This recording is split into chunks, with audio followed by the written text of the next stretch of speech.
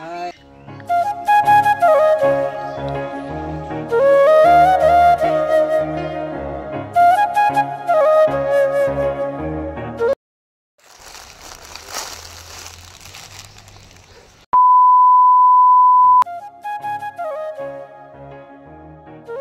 নমস্কার আমার প্রিয় বন্ধুরা, কেমন আছো তোমরা? আশা করছি সকলেই বেশ ভালো আছো। আমরা মোটামুটি ভালো আছি।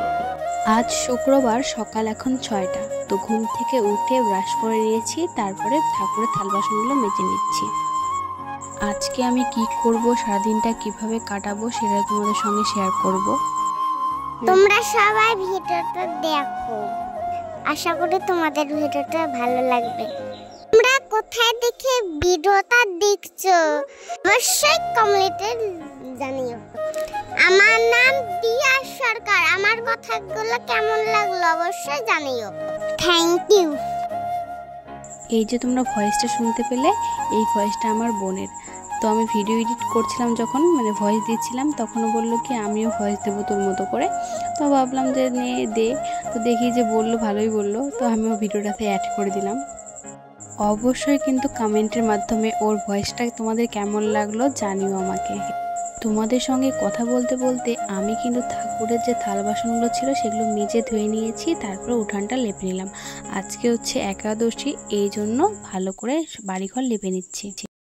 ল্যাপা পোছা করতে তো অনেক সময় লাগে আর অনেক পরিশ্রম হয়, কিন্তু একটু যদি ল্যাপা পোছা করা যায় তারপরে যে বাড়িঘরটা দেখতে লাগে না, সব পরিশ্রম একদম ভুলে যাবে। বাড়িঘরটা যে এতটা সুন্দর লাগে দেখতে। আমি জানি আমাদের বাড়ি অতটাও গোছানো নয়, কিন্তু একটু গুছিয়ে রাখার চেষ্টা করি। লেপা পোজা করে আমি একদম স্নান করে নিয়েছি, কারণ আমার হাতে একদম সময় ছিল না। দেখি মানে টাইম ওভার হয়ে গেছে আমার টিউশনের। তো ভাবলাম যে স্নানটা করে যে এসে পুজো দেব। তো দেখো আকাশটা যে এত সুন্দর লাগছে আর চারিদিকটা যে কী সুন্দরই লাগছে দেখতে, তো তোমাদের সঙ্গে একটু শেয়ার করলাম।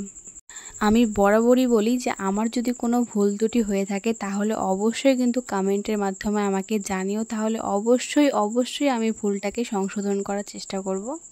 প্রাইভেট পড়িয়ে বাড়ি চলে এসেছি। আর এই দেখো আমার ছাদের বাগান। আমাদের তো আর ছাদ নেই যে আমি ছাদে ফুল গাছ লাগাবো। তো আমি বাড়ির মধ্যে অনেক ফুল গাছ লাগিয়েছি, সেটা তো তোমাদেরকে আগের ব্লগে শেয়ার করেছি, সেটা তো তোমরা দেখেইছো। আর গাছগুলো দেখো অনেক বড় হয়ে গেছে। আর এই জবাটা তো যত্ন না পেয়ে তো ফুল দেওয়াই বন্ধ করে দিয়েছিল। তো একটু যত্নতেই দেখো গাছে কুড়ি চলে এসেছে।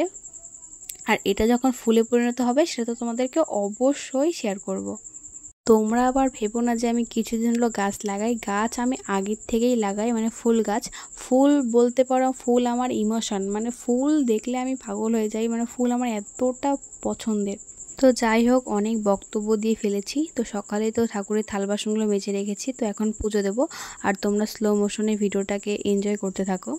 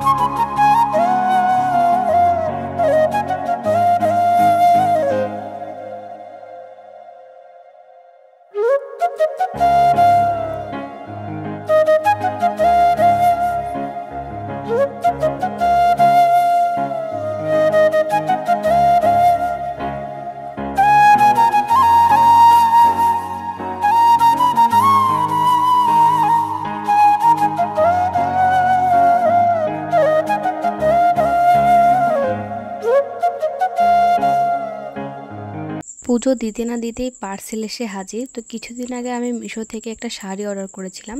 তো আমি ভাবিনি যে শাড়িটা এতটা ভালো আসবে, মনে করেছিলাম আসবে হয়তো মোটামুটি 300 টাকা হিসাবে শাড়িটা কত সুন্দরই আসবে। কিন্তু খোলার পরে বুঝলাম যে শাড়িটা এতটা সুন্দর যে কি বলবো তোমাদেরকে। 300 টাকা হিসাবে তো শাড়ির কোয়ালিটি তো অনেক ভালো, অনেক। আমার বাড়ির সবার এই শাড়িটা পছন্দ হয়েছে।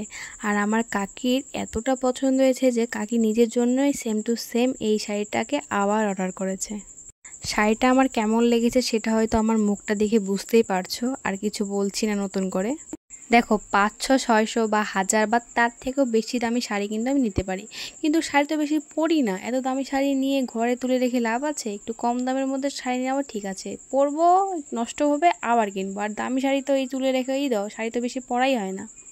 আমার মায়ের না অনেক দামি দামি শাড়ি আছে বুঝছো, কিন্তু আমার মা না আমাকে পরতে দেয় না, বলে কি পরে দাগ ভরাবি, বেশি সেকটি বিন মারবি না, মানে অনেক বাধা, এই জন্য আমি পরি না আমার মার শাড়ি। আমার মানে আমি কম দামি শাড়ি কিনি, এটাই পরি, এটাই আমার কাছে ভালো লাগে। আর এই শাড়িগুলো আমি রাখতেও পারি, মানে পাতলা হয়, রাখতে পারি। আর মায়ের ওই দামি দামি শাড়ি আমি রাখতেও পারি না। আর মায়ের এত ভয়, মানে এটা করবি না, এই শাড়ি পরে এটা খাবি না, ওটা খাবি না, এই জন্য আমি আর মায়ের শাড়ি ধরিও না বেশি।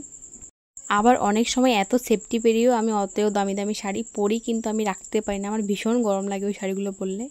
আমি যে শাড়িগুলো কিনছি মানে এই অবধি, সেই শাড়িগুলোর হাইলি মান হয়তো 1500 টাকা, এর বেশি দামি শাড়ি আমি এখনও অবধি কিনিনি।